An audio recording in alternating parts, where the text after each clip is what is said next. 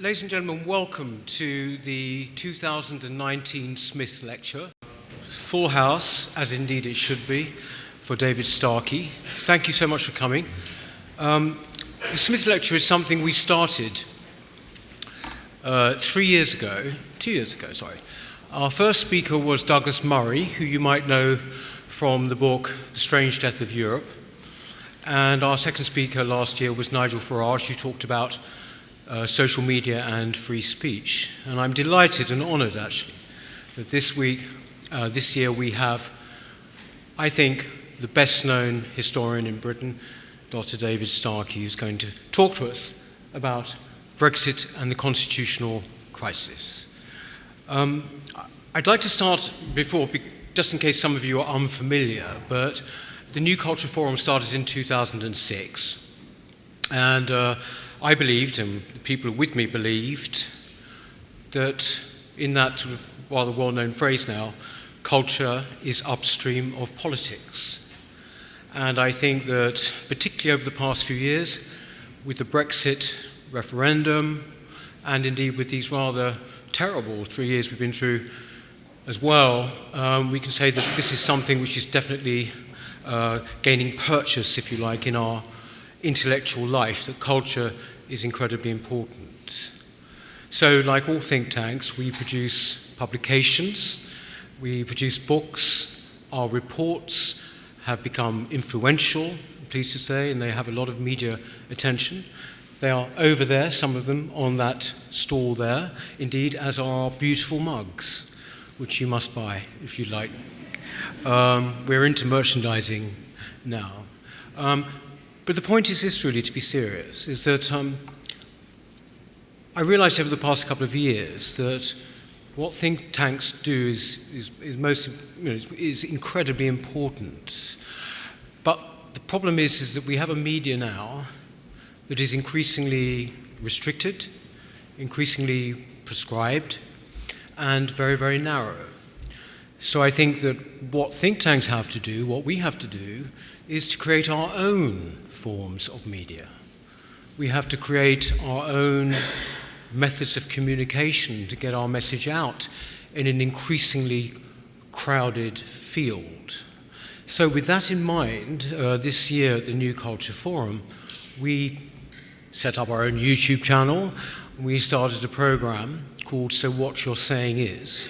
It's an interview program. I don't know whether any of you have seen any of it, but I don't know whether you remember, but the reason we chose this title is because Channel 4 News and Cathy Newman did an interview with Jordan Peterson about 2 years ago, which was a bit of a benchmark in bias, actually. And it became a thing. It became a bit of a landmark. She kept saying all the time, so what you're saying is that what she was doing was constantly, reevaluating his words, constantly saying, basically putting words in his mouth. So we thought, this is the perfect title for a show. So we started that in January, and I've done 40 interviews since, and we've now got 3.2 million views, I'm pleased to say. And we've just started another program called Counterculture, which is going to be a discussion of the various issues, cultural issues that are basically shaping our thought and our society today. This is terribly important. I mention this because one of the first guests we had on was indeed David Starkey. And he gave us an hour of his time, and as a result, very quickly got 250,000 views. I'm very, very grateful to him for that. David Starkey is one of those rare beasts. He's a public intellectual who also manages to speak to an extremely wide audience, whether it is on the Tudors, whether these great documentaries on Elizabeth I or Henry VIII, or whether it's on more arcane constitutional matters. He manages to make them accessible, and he manages to tell our story to us. This is something which is more valuable than it's ever been because our schools have more or less given up on it. So I'm delighted that he's here today. He obviously has done much media too. He doesn't resile from being controversial. He's often on Question Time, The Moral Maze, numerous other programs. In fact, when I was looking up, doing my research, as I of course should always do my research, I found out that his first television appearance was in 1977. So he's been with us a very long time, but he is here with us this evening. So when he's finished, there will be a time for questions, which we will have roving mics around the hall. But without further ado, please, can I ask you to welcome Dr. David Starkey to talk about Brexit.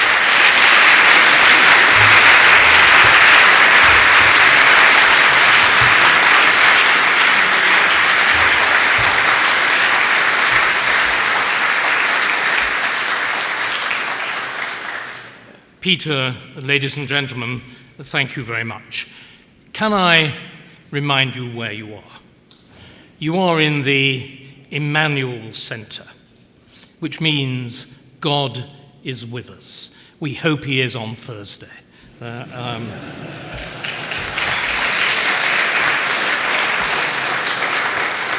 Last week, in anticipation of Thursday, I was at a very high-powered seminar to contemplate what the future election result might be, and it was very appropriately named, and certainly I required extra medication. It was named high anxiety, which seems to me to be entirely justified. And I had, for perhaps some of the reasons that Peter has indicated, the last question was directed at me. And the question was, would you care to sketch what the political world will look like after the election? So I began by saying it would first be very helpful if somebody told me what the result of the election was. I would have then felt entirely competent to give that sketch. As we don't have that, as we are still in the lap of God or the lap of the gods or luck or whatever it is, we need to turn to something else. And as a professional historian, I do not believe that historians should be prophets. There is nothing worse than pretending that because you know about the past, you know about the future, even if you are as clever as Neil Ferguson. It seems to me to be perhaps especially if you're as clever as Neil Ferguson, it seems to me to be an error. On the other hand, history, and you don't have to be a Marxist to believe this, history does have a tendency, if not simply to repeat, to produce rather similar patterns. And what I want to do this evening is to investigate what I think is the pattern, the model that we're actually going through at the moment. When I was an undergraduate at Cambridge, as Peter has ungallantly suggested, I'm very ancient. Even before the 1970s, when I was an undergraduate at Cambridge, I detested 19th century history. I was taught it by Henry Pelling, which is all about the rise of labour and the trade unions, and was as boring as you might think that was. And my other half was from some dreadful man who was a specialist in nonconformity. And I'm delighted to say, having been brought up as a Quaker, I have been inoculated against nonconformity from childhood. It was quite extraordinary, in a Quaker meeting, people arise to speak as the Spirit moves them. And even as an 11-year-old, I realized it was quite extraordinary that the Spirit had always read a Guardian editorial.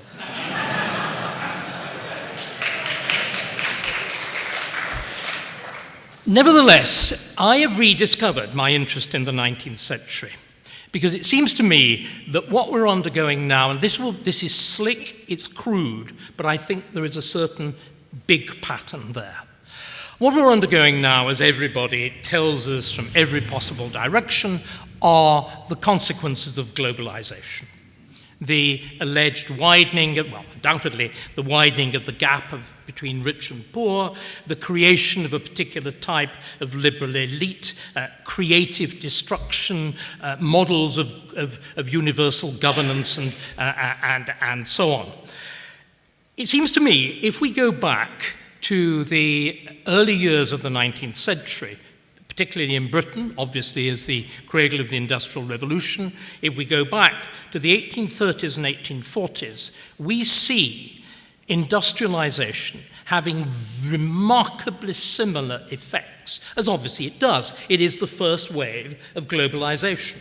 And it seems to me that it destabilizes our politics on the one hand and gives new political opportunities on the other. It's also, I think, worth putting in mind that the Industrial Revolution was only the second revolution to have hit in that stretch of time. 40, 50 years before it, there had been the French Revolution. And what we need to remember, and I'm sure I am, as it were, teaching grandmothers to suck eggs and whatever with this audience, the French Revolution is when the whole modern concept of politics begins. That's to say, the broad difference between the liberal reformer and the conservative.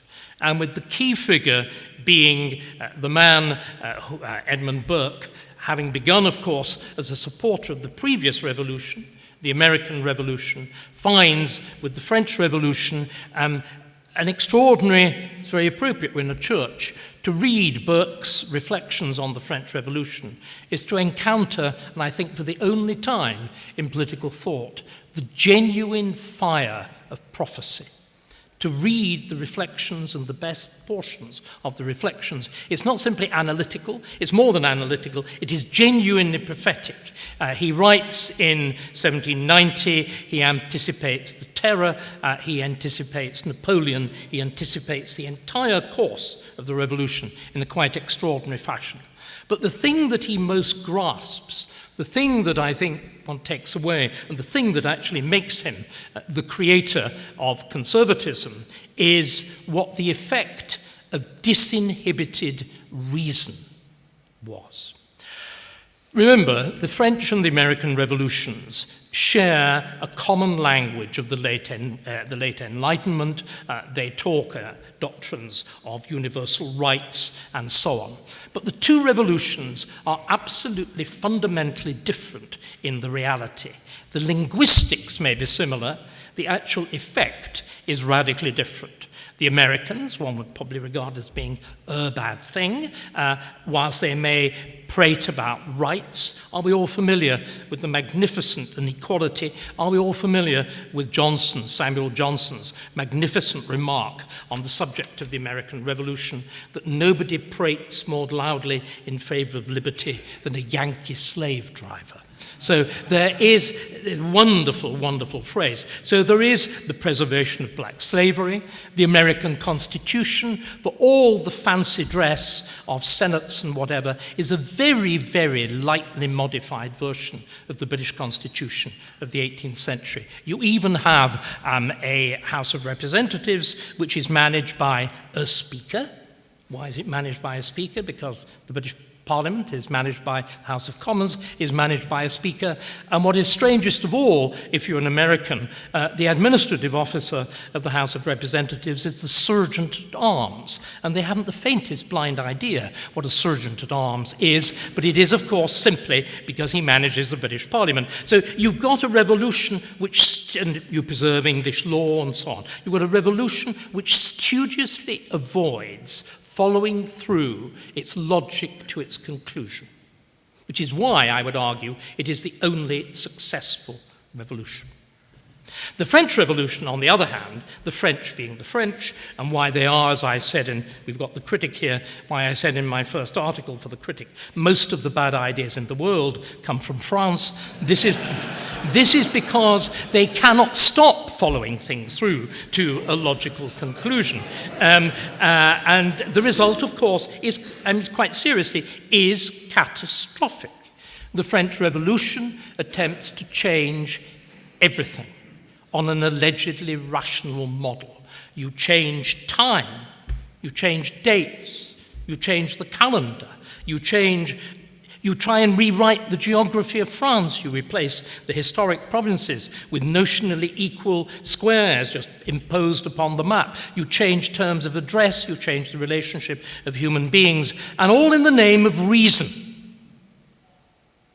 And yet it turns out, of course, to be the most monstrous, hideous parody of unreason and of violence. And this seems to me to be an absolutely fundamental point. We tend to be people who believe in reason.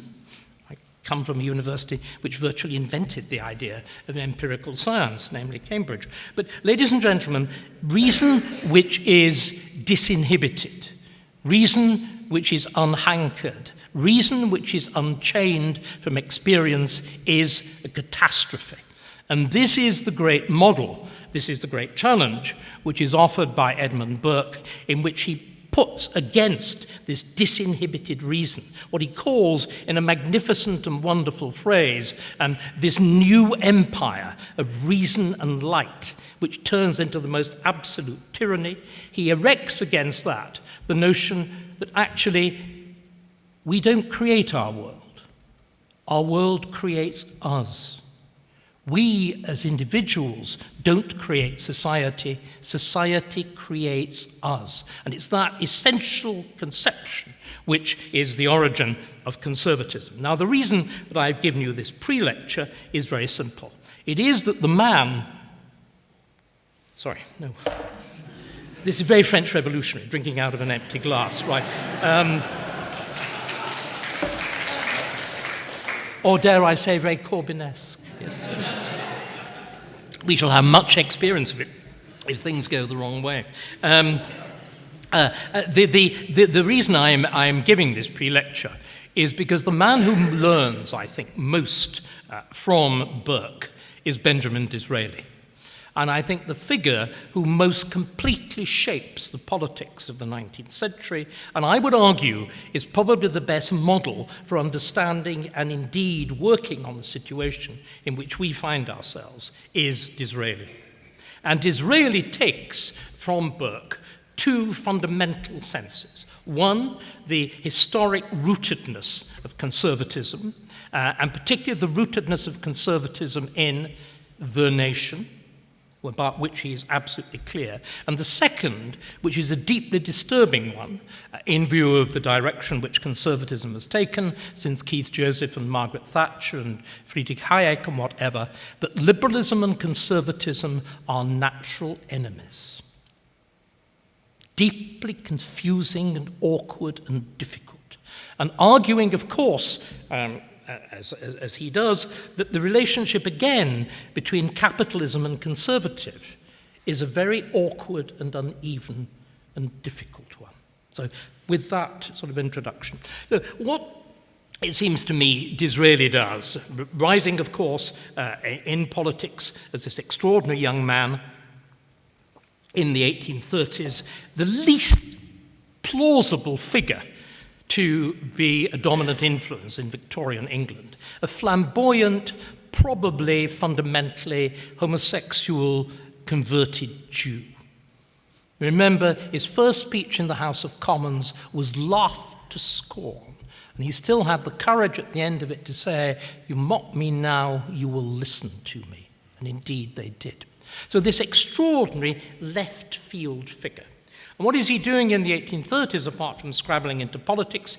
He is part of that ludicrous movement of Young England, which tried to recreate chivalry. You know, there's the wonderful book on it, the Eglinton Tournament, the wonderful book that's called The Knight and the Umbrella, which gives you the general sense of the absurdity of the thing. He is involved in that, the attempted recreation of chivalry in Victorian England. And he is also, of course, in another one of his novels, he is responsible for the wonderful phrase, the phrase of the two nations, the two nations of rich and poor, this Pinkerty-like creation of the gap between rich and poor, which is fundamentally a product of industrialization, and which he says, you know, the two nations have as little to do with each other as though they were in different zones, that's climatic zones, or different continents, that sense.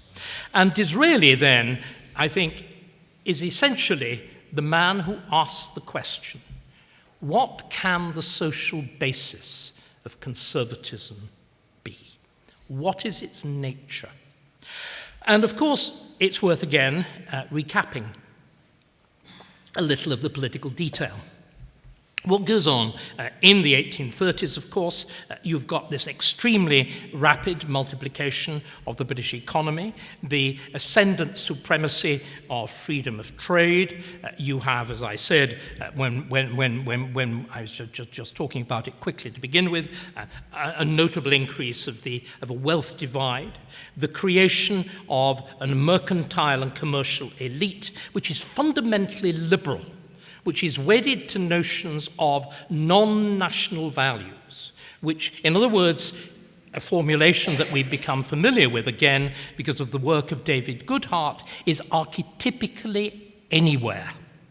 The whole fundamental of capitalism and of liberalism is it is fundamentally anywhere. Generalized rules, an absence of national frontiers, a willingness to trade anything with anybody, combined, of course, with those inheritances of the universalism of the 18th century, the belief in doctrines of the absolute equality of all mankind, the fact that you owe a duty not simply to your national group, but to the whole of humanity, all of this generalizing stuff. And it's these changes, of course, also go along with gigantic changes in industry that lead to the multiplication of labouring masses, the transformation and decline, just like now, creative destruction, transformation and decline of old industries and the rise of new ones, different areas of the country retreating from economic activity, others booming, and all the rest of it. And what it seems to me is Disraeli looks at this and begins to sketch in the 1830s in a way which he is only able to fulfill as the century unfolds. For me, the key analysis of where we are now. As I said, he recognizes that the enemy is liberalism. That liberalism destroys, fragments, shatters tradition, is indifferent, if not contemptuous, of history. It is also quite a narrow creed of quite a narrow social group. He then argues that there is a natural affinity between whatever the Conservative Party was. It didn't quite exist at this point, but never mind. He's a novelist. He's an inventor of words and ideas, and reality catches up with him. He sees a natural affinity between the Conservative Party. By that he means a section of the political elite, of the landed aristocracy and so on. He sees a natural affinity between them and what he calls the people, the working mass.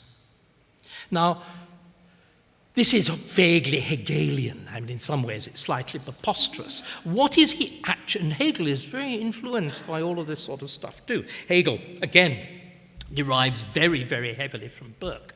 Hegel's basic conceptions about the state are Burke translated into bad German, and it's very bad German, utterly unreadable. But setting that aside, what is it that is the glue that holds these two things together? He sees it essentially as, Disraeli sees it essentially as patriotism, as a general sense of passion about your place of birth, about the country, about its traditions, which is often, dare one say it, a little bit belligerent, is often really, if you're English, and we are terribly good at fighting, especially the French, is exceedingly belligerent and aggressive, and is rather fond of a dust-up, And I must say, I thought that the goings-on in Fishmongers Hall were an absolutely magnificent illustration of the general biffiness of the British when they really get going. It was very deeply impressive. Narwhal, turning narwhals, fire extinguishers, and coat hangers into weapons was truly, just setting aside the terror of the event, it was truly magnificent.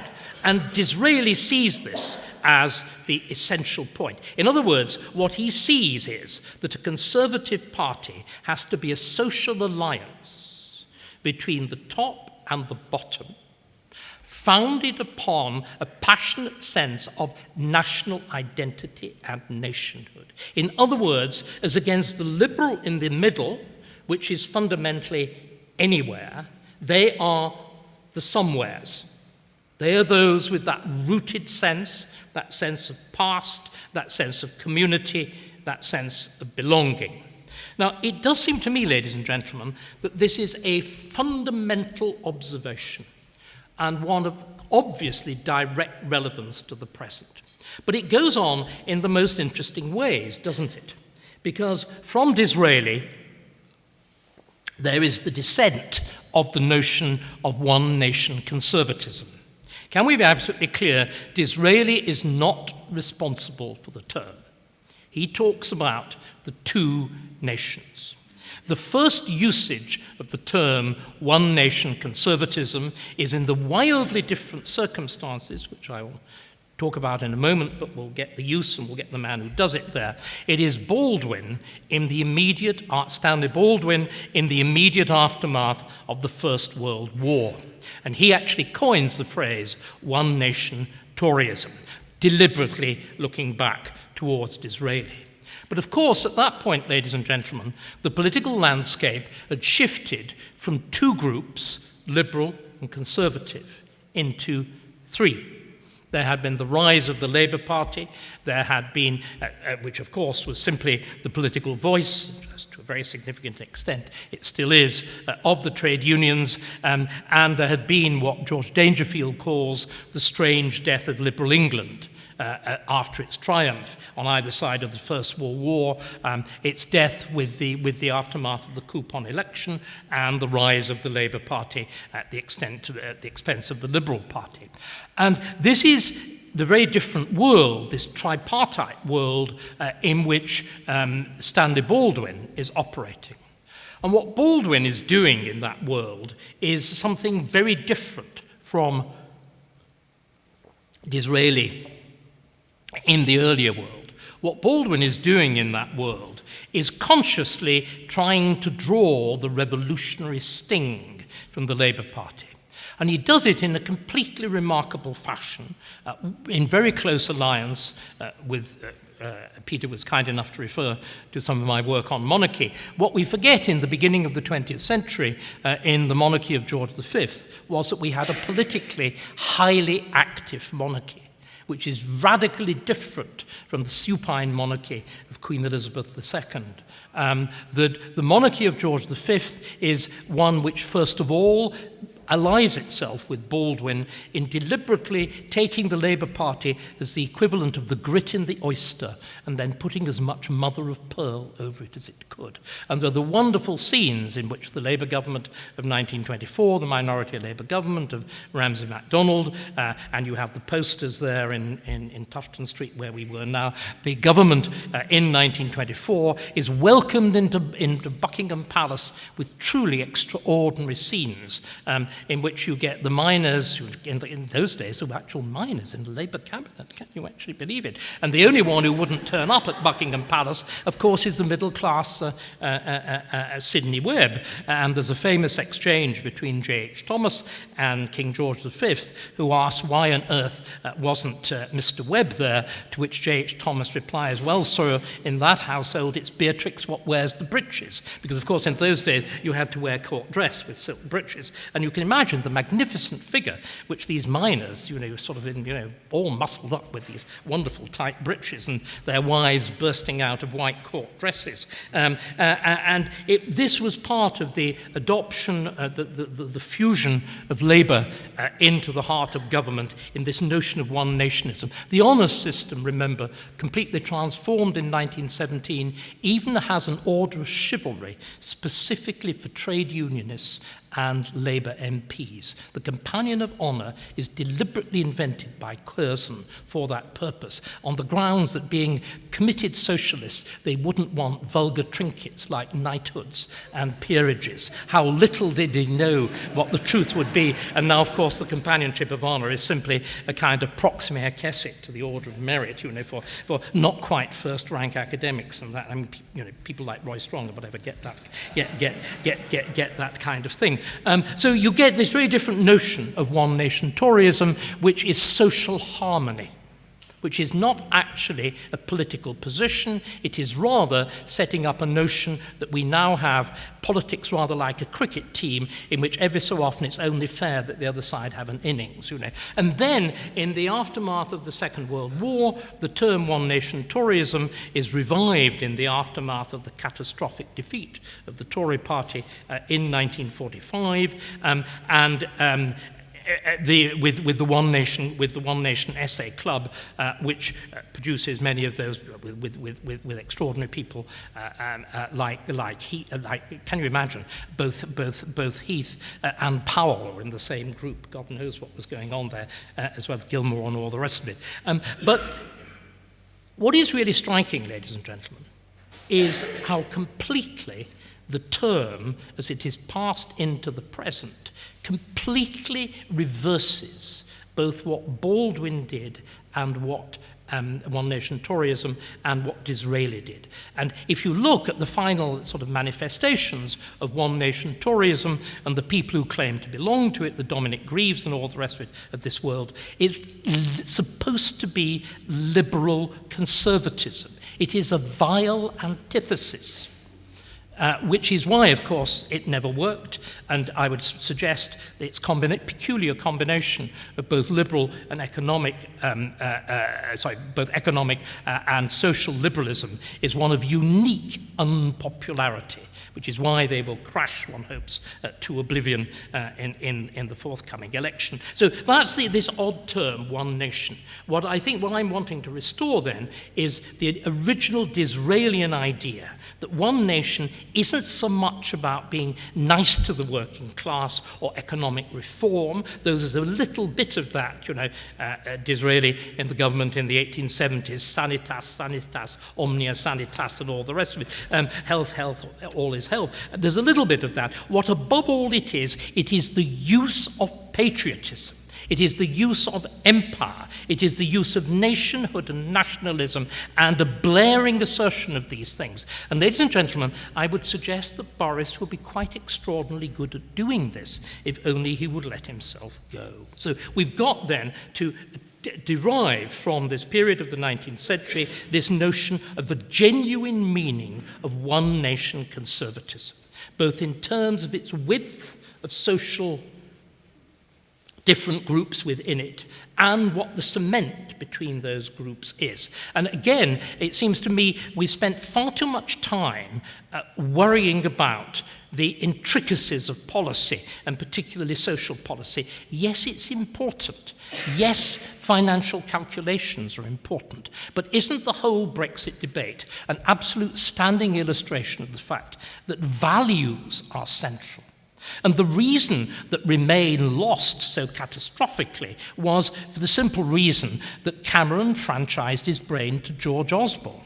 And George Osborne had only been to St. Paul's, and all he could do was count. And you had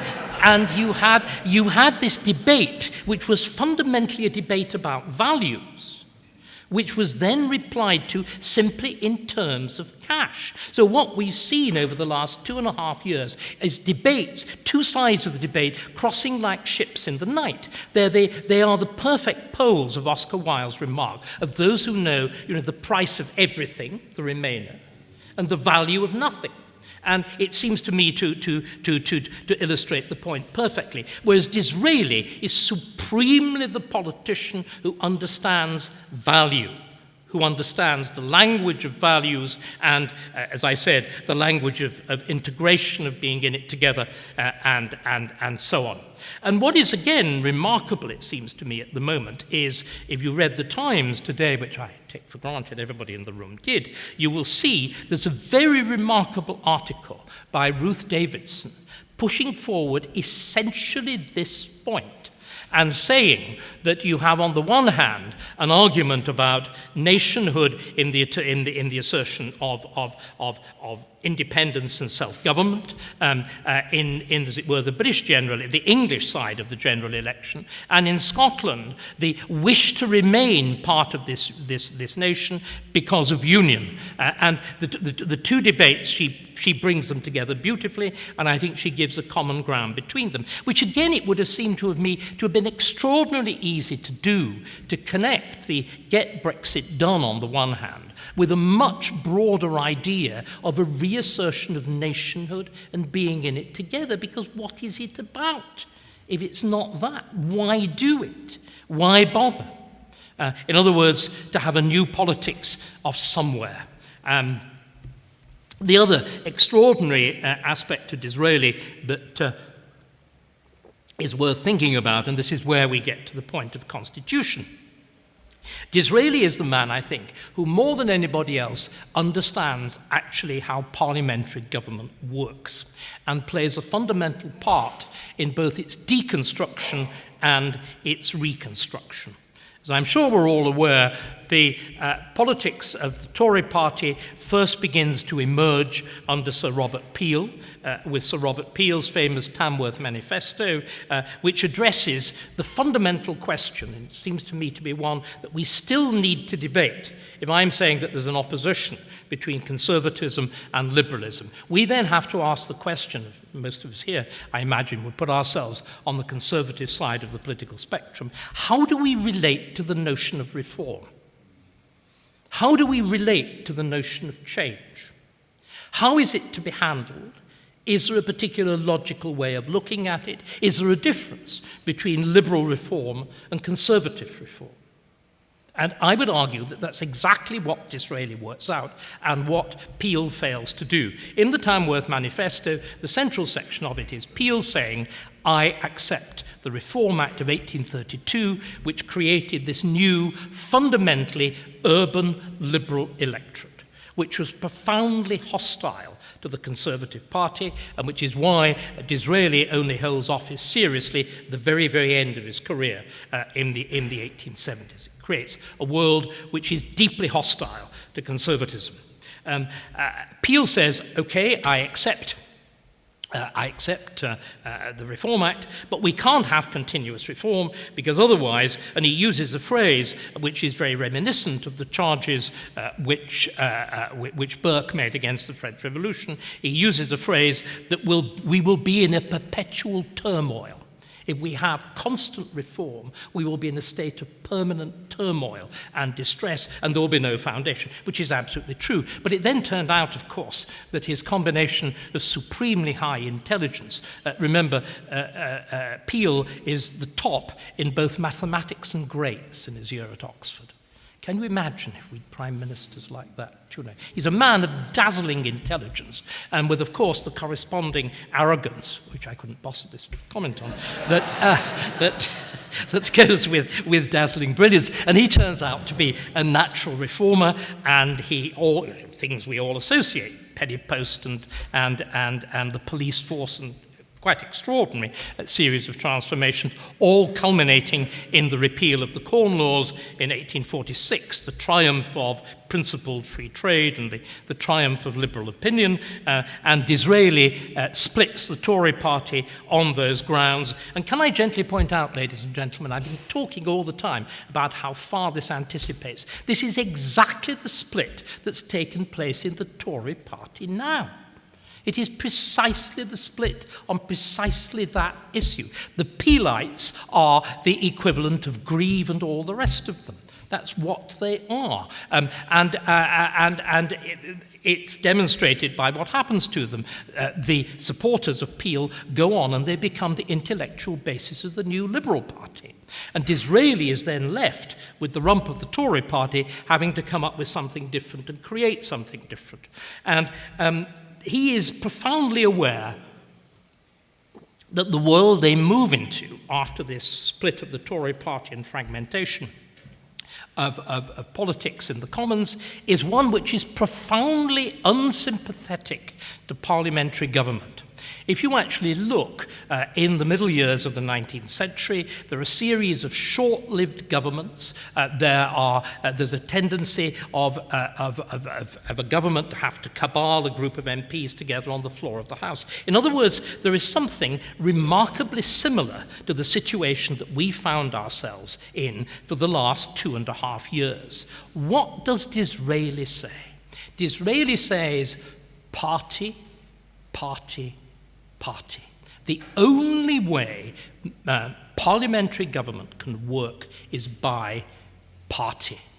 And there's no point, he says, effectively, there is no point in adducing principle, there is no point in being like Peel and saying, what I will do is bend a party to my will to fulfill a matter of general principle. That will not work. That is, which again is precisely what David Cameron tried to do. That you cannot do that, you have to rule with party. And what we then see in the course of Disraeli's career is circumstances, time, he's a great believer in time, moving in his direction. And as I'm watching time move on my watch, also I will have to abbreviate a little of the political history of the 19th century, wonderful though it is. By the time you've got to the 1860s, Disraeli realizes that there's a possibility of what he calls stealing the clothes of the Whigs. And what he does is he broadens the franchise away from the prosperous, liberal, educated elite in the towns, and he gives it to the ordinary working man, who, and again this is very important, is a householder. He, like Thatcher, understood what he talks about, not homes or council houses, he talks about dwellings. He understood that other sense of somewhere, that sense of, even if you don't own it, most of them didn't, but you actually have got secure rental, you're there, you are somewhere, you're in that place, you belong, you are part of that community. And what Disraeli does with 1867 is to create the basis of, as it were, to translate from that theory of the 1830s, the relationship between the upper classes and the working classes, he turns it into a genuine electoral coalition. And if what is supposed to be happening in this election, with the collapse of the Red Wall in the North and the Midlands happens, and at the same time the Tories' loss of significant numbers of seats around London, we will have a neo-Disraelian Conservative Party. That's exactly what Boris will find himself in the shoes of Disraeli, and therefore having to deploy, I would argue, the same techniques and all the rest of it as Disraeli did. But what that triumph of quasi-democracy did, and it's really important we understand this, what the triumph in 1867 and between there into the early 1870s, Disraeli cemented his position, of course, in his government in the 1870s by a passionate unleashing of the notion of empire. There'd obviously been a notion of empire before it, but he's really the first to deploy the word consciously. Of course, the creation of Victoria as Empress of India, but the general sense of, let's be frank, jingoism. This is why Gladstone viewed Disraeli with the infinite contempt that he did, because Disraeli understands values, I think, in a way which Gladstone doesn't. Gladstone is of course, he will trot out liberal pieties, but the things that touch people's souls, it seems to me to be just what Disraeli was brilliant about. But alongside all that soul-touching and creation of new electoral coalitions, what we have to understand, ladies and gentlemen, is that on the back of what Disraeli did, and an equal hardening in the shape of the Liberal Party, you create modern democratic party politics. And it's really important that we understand what they were. To begin with, you get the fixity of parties. You get all MPs standing directly as the candidate of one party or another. You get clear party manifestos, and in the House, you get rigorous whipping. Now, many of us tend to regard that as a bad thing. And if you want a sense of what this new politics was like, can I suggest you look at the works of Gilbert and Sullivan? They're all produced at this point. Iolanthe, particularly the magnificent song of Private Willis, a lot of dull MPs in close proximity, all thinking for themselves is what no man can stand with equanimity. Every boy and every gal that's born into the world alive is either a little liberal or else a little conservative. This is the new world of party politics, that they can't think for themselves, they vote just as their parties tell them to. This is the new world. And ladies and gentlemen, the key thing to understand about this new world is it is the only way in which a parliament can be made answerable to the electorate. Every chatter about the independence of MPs and MPs as representatives is saying your constituents don't matter. You can make up your mind on the key issues. And in other words, exactly the Dominic Grieve, the Burko position of the last 2.5 years. And at the same time that this cementation of political parties was taking place, was also something else that we heard a lot about, but I think very few people actually understood, the creation of Erskine May, the creation of the Handbook of Parliamentary Procedure. Erskine May is the clerk, well, he's the junior clerk of the Parliaments. The clerk of the Parliaments is the clerk of the Lords. He was the junior clerk of the Parliaments. He was the clerk of the Commons in the 1870s and 1880s. And in this period, you develop the other side that, as it were, cements government control of Parliament, which is the government's control of parliamentary procedure through Erskine May, the precedence of government business. And ladies and gentlemen, I'm going to commit heresy for many people. That is the only way a parliament can work. A parliamentary government can only work with two parties. It cannot work with proportional representation. All over Europe now we are seeing this phenomenon. Look at the number of elections in Spain, look at the number of elections that we're going through here. Parliamentary government depends, as Disraeli with this brilliant perception said, it depends upon party. And what, of course, the Brexit crisis, which undermined the ideological basis of our traditional parties, in the same way that the crisis of globalism undermined the basis of their electoral coalitions, it suddenly stripped the veil of 100 years and dissolved the connection between representative democracy and parliamentary democracy, between direct democracy, the sovereignty of the electorate, and the sovereignty of Parliament. Because remember, ladies and gentlemen, there is a completely unfulfilled question. What does parliamentary sovereignty mean? Is the actual Parliament simply a bunch of people who get up one morning and decide they will vote on something? Will that bind everybody? And we found ourselves facing that reductio ad absurdum. It's impossible and it can't be justified. And of course, you've got alongside that all sorts of fantasticated nonsense, which has become legal doctrine, like the notion of separation of powers, which is utterly antithetical to the British Constitution. There has never been a separation of powers in Britain. And you've all got the critic there. The first article that I wrote for that demonstrated where Montesquieu got this preposterous notion from. It's, of course, a bad idea. It's French. But where does he get it from? Well, he spends 2 years in England, and he doesn't speak English. And he moves in an entirely French-speaking circle, and he gets the idea from a couple of preposterous pamphlets by that strange marginal figure, Bolingbroke. The idea of a separation of powers never had any existence in reality in England. The whole what the great Horace Walpole did, what the great Robert Walpole did. Horace Walpole did lots of other things that were much more amusing, but what the great Robert Walpole did was to manage Parliament.